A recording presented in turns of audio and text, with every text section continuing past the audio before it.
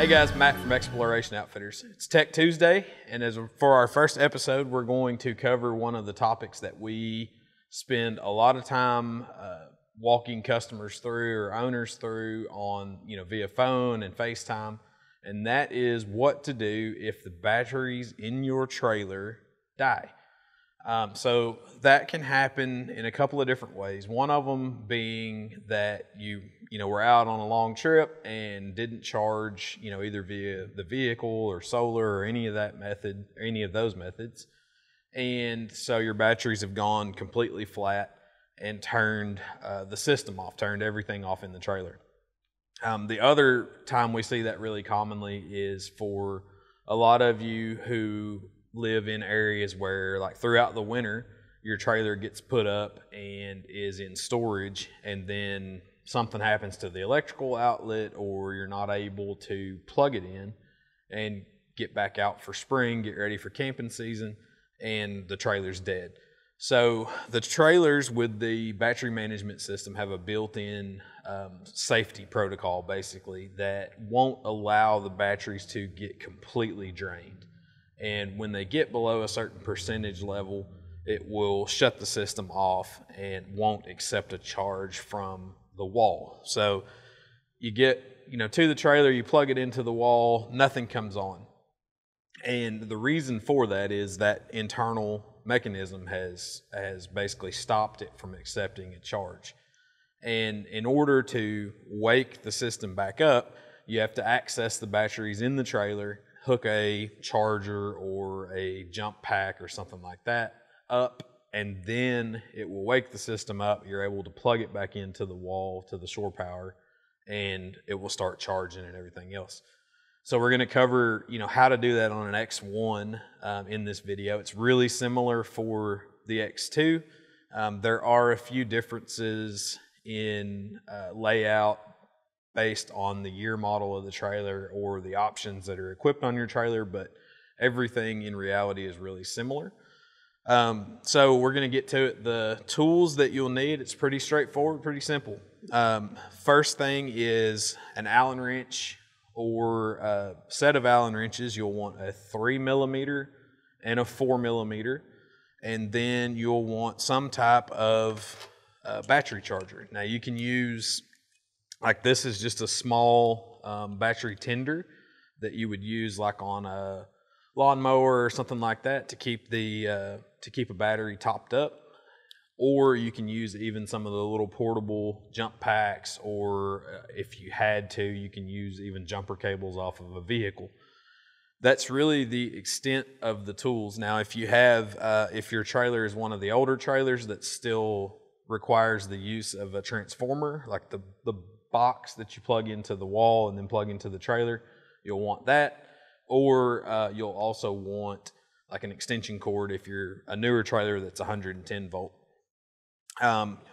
First steps really are to unplug the trailer from that shore power while you're accessing the battery, and then you'll move around to the rear of the trailer, and that's where we'll get access to the batteries. So that's where we'll go next. So one of the things to point out, like in this video, we're obviously simulating that the batteries in the trailer are dead. So if you're having to do this, one other thing that you might want is some kind of little light or something so you can see, because you won't have any lighting in the compartments of the trailer if the batteries are in shutdown mode. So grab a flashlight or even use your phone, and that way you can kind of see what you're doing. But stepwise, the first thing we want to do is actually lower the tailgate, and that way it's out of the way. It makes things easier to access inside. So to do that, it's really simple. We'll just kind of hold it up a little bit just to take some of the tension off, and then we'll undo the cables that support it and just let them out of the way. Now, if your trailer has air suspension, you'll want to kind of make sure that you're aired up a little bit, and that allows the tailgate to swing down. If not, you can put like a blanket or something on the ground just to protect the edge of the tailgate so it doesn't get damaged when it swings down. But we'll lower both undo both of the cables, and then let the tailgate swing down out of the way. All right, so we've got our tailgate lowered down and it's out of the way. Like I say, just put something underneath it to make sure that you don't do any damage to the top of the tailgate or scuff the paint or anything. And then if you look, as you see inside, so basically picture that behind this drawer is where the batteries actually live in your X1. And you can see in here, oftentimes in your trailer, you'll be able to tell that there's, in the front of this compartment, that there's some seams or some different color sort of to the carpet. And those access panels are actually what covers the battery, the service module in the trailer. That's where your batteries, your air compressor, your water pump, that's where all of those items live. So in order to remove those panels, we'll use a 4mm Allen wrench. There are screws in the floor that we'll take out, 4 screws total. And then again, depending on the model, you may also have side panels that have to be removed. And those are generally a 3mm Allen head bolt. And you'll just unbolt those, sit the bolts out of the way, and sit those trays out of the way, and you'll be able to lift up the covers and kind of get them off to the side and out of your way. And when you've done that, you'll see the actual batteries inside. The next part, once you've accessed and can see the batteries, is and it doesn't matter which one, you can pick one battery or the other, but you just want to work off of one battery, and you'll hook up your battery charger to the terminals on that battery. So red to the positive terminal or the plus sign, and then black to the negative sign or the negative terminal. So it'll be a dash and a dash for negative and a plus sign for positive. And then if you have somebody to help you do it, have them plug in that battery charger at that point.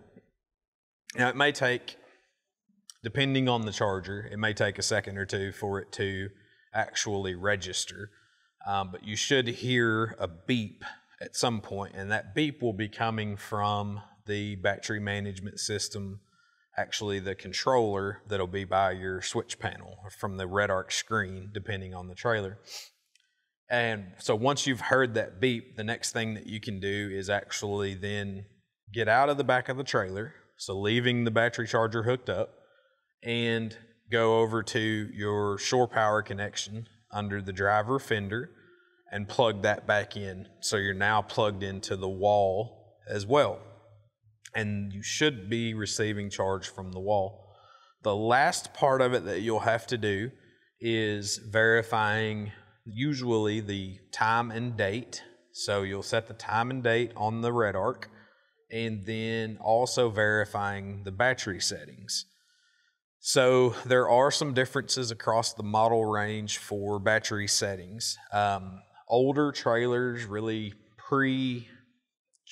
late 2019 to early 2020 models have 150 amp hour gel batteries, 2 of them. So you would set gel 300 amp hour. If you've done or opted for a lithium upgrade, and we did it here, you would select lithium and 200 amp hour. If your trailer is back of late 2019, so kind of, let's say 2019, early 2019 to late 2019, they have 135 amp hour gel batteries. So you would select gel and 270 amp hours. And if it's 2018 and back, basically you would have 120 amp hour AGM batteries. So you'll do 240 amp hour AGM.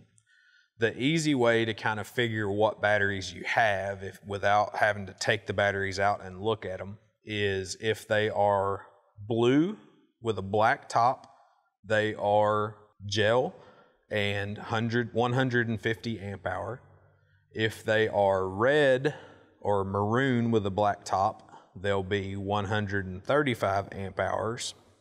And if they are gray with a black top, they will be 120 amp hours each. So on all of the X1s, you'll have 2 batteries. So whatever that amp hour rating is, you're gonna double it, and that's how you'll set the red arc.